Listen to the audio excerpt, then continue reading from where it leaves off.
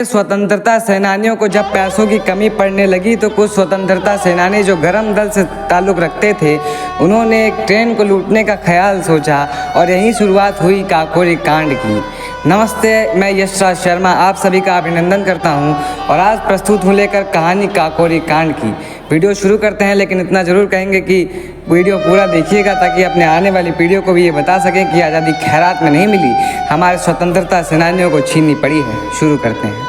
19 दिसंबर 1927 का वह दिन जब राम प्रसाद बिस्मिल, अशफाक उल्लाह खान और रोशन सिंह को फांसी दी गई, यही अंग्रेज़ों के ताबूत पर कील साबित हुई। दरअसल काकोरी कांड की कहानी जानने के लिए आपको पहले गांधी जी के असहयोग आंदोलन को समझना पड़ेगा। गांधी जी के असहयोग आंदोलन का सीधा मतलब था किसी भी चीज़ में अंग्रेज़ों का सहयोग ना करना। वकीलों ने केस लड़ने बंद कर दिए, छात्रों ने विद्यालय जाना बंद कर दिया और अपने अपने स्तर पर लोगों ने अपने अपने काम बंद कर दिए थे। लेकिन 4 फरवरी को कुछ ऐसा हो गया जिसने गांधी जी को यह आंदोलन वापस लेने पर मजबूर कर दिया। दरअसल कुछ क्रांतिकारी चौरा चौरी में अपना प्रदर्शन कर रहे थे, तभी वहाँ पर पुलिस वाले आकर उन्हें डराने धमकाने लगे। पर क्रांतिकारी तो क्रांतिकारी ठहरे, वो कहाँ पीछे होने वाले थे। उन्होंने उन पर गोलियां चला दी, जिसमें सरकारी आंकड़ों की माने तो 3 और आम आंकड़ों की माने तो 10 लोगों की मृत्यु हो गई, जिसे देखते ही भीड़ गुस्सा गई और उन्होंने वहीं थाने में आग लगाकर करीबन 22 पुलिस वालों के साथ उस थाने को बार दिया। यही गांधी जी को अपना आंदोलन वापस लेना पड़ा और यहीं से क्रांतिकारियों की 2 सोच बट गई। गरम दल के पास जज्बा और जुनून तो बहुत था, पर पैसों की सख्त कमी थी। तभी एक बार राम प्रसाद बिस्मिल ने ट्रेन से यात्रा की, लखनऊ से शाहजहांपुर तक की। इस बीच उन्होंने देखा कि स्टेशन मास्टर गार्ड को पैसों की थैली देते हैं और वो वहाँ जाकर लखनऊ में स्टेशन सुपरिटेंडेंट को सौंप देते हैं। यही ख्याल आया काकोरी कांड का। 9 अगस्त 1925 को ऐसा कुछ हो गया जिसने अंग्रेज़ों की सत्ता को ही हिला डाला। दरअसल काकोरी स्टेशन से निकलते ही 8 मील दूर लखनऊ के ट्रेन को कुछ क्रांतिकारियों द्वारा रोक लिया गया और वहीं ट्रेन को लूटना शुरू कर दिया गया। क्रांतिकारियों द्वारा ट्रेन में बैठे यात्रियों को इतना बता दिया गया था कि आप लोग को डरने की ज़रूरत नहीं है, बस आप लोग को शांत रहना है। तब तक ये खबर अंग्रेज़ों तक भी पहुंच चुकी थी, इसीलिए उन्होंने ट्रेन पर गोलीबारी शुरू कर दी, जिसमें एक यात्री की मृत्यु भी हो गई। लेकिन जब तक अंग्रेज़ ये सब कर पाते तब तक उनका खजाना पूरा लुट गया। इस खजाने को लुटते ही अंग्रेज़ों के पैरों के नीचे से ज़मीन खिसक गई और उन्होंने इसके लिए एक सरकारी कमेटी बैठा दी।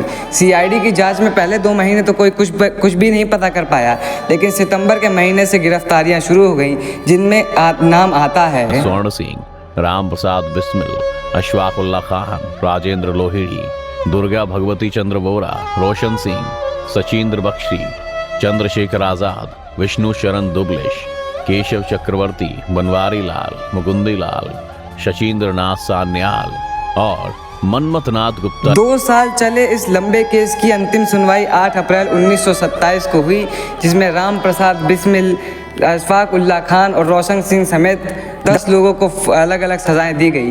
कई लोगों को 14 साल की जेल और इन तीनों को फांसी की सज़ा सुनाई गई।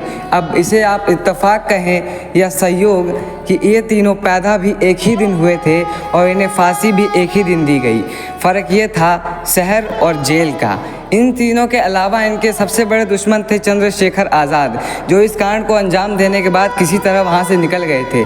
लेकिन इलाहाबाद के अल्फ्रेड पार्क में, जिसे चंद्रशेखर आज़ाद पार्क के नाम से भी जाना जाता है, लड़ते वक्त जब उनके एक ही गोली उनके पास बची रही, तब उन्होंने वो गोली अपने सिर में उतार कर अपनी जान ले ली, क्योंकि उनका कहना था कि मैं कभी जीते जी अंग्रेजी हुकूमत के सामने झुकूंगा नहीं। इन तीनों को अलग अलग जेलों में फांसी देने का ख्याल अंग्रेजी सरकार के दिमाग में इसलिए आया क्योंकि इनके प्रति अंग्रेजी सरकार का खौफ था। इन तीनों को अलग अलग जेलों में फांसी दी गई थी, इसमें अशफाक उल्लाह खान को गोरखपुर जेल में, राम प्रसाद बिस्मिल को फैज़ाबाद जेल में और रोशन सिंह को इलाहाबाद जेल में फांसी दी गई थी। इन तीनों को फांसी देने के बावजूद भी अंग्रेजी सरकार के पैर थर थर कांपते रहे। उस समय शहीद आज़म भगत सिंह ने लिख रहा हूँ मैं अंजाम जिसका, कल उसका आगाज आएगा। मेरे लहू का हर कतरा इंकलाब लाएगा। मैं रहूं या ना रहूं पर मेरा वादा है तुमसे इतना, मेरे बाद वतन पे मरने वालों का सैलाब आएगा। जय हिंद।